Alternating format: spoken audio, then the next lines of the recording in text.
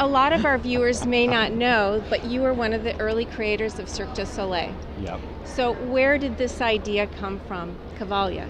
Well, when I left Cirque du Soleil, I wanted to move to something totally different. And Totally different, yeah. And one day I brought a horse to a stage, not in Cavalia, and I just found out that it was the most beautiful animal on earth.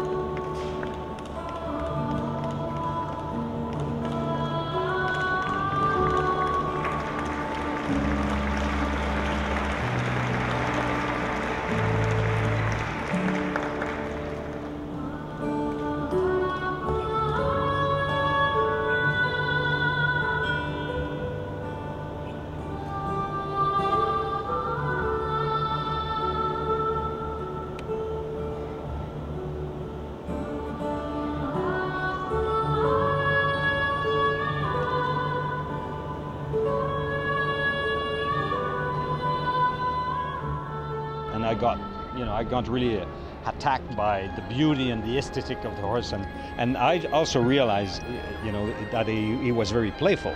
So I started my research. It took about 10 years from that time to the first show, and now we've been on tour for almost 10 years. So, I mean, it's a long process. Yes, it is. But I got to understand that the horse could also be a very artistic.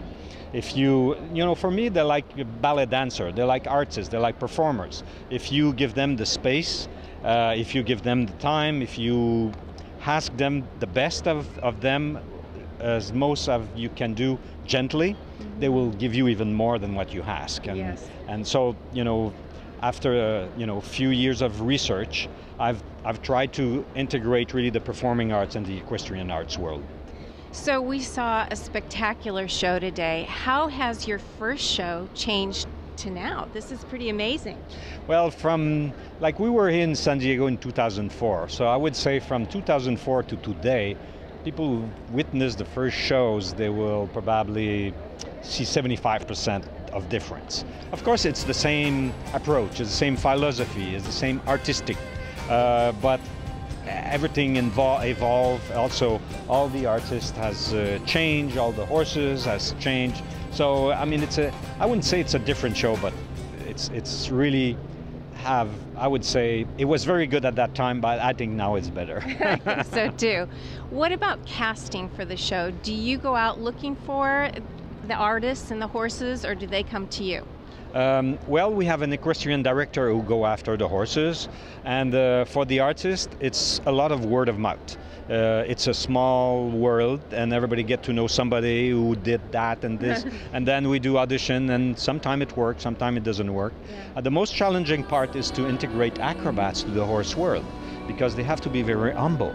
Everybody knows when the horse come on stage, the focus goes to the horse. And as an artist, as a great performer, you have to be humble to understand that, the horse is stealing focus, yes, and you have to live with it. Yeah. And once you're past that, then you just, and that's what this Cavalia is about. Is really getting in the act. Yeah, it's really integration, a mix and a bond between the people and the horses. That's great, wonderful.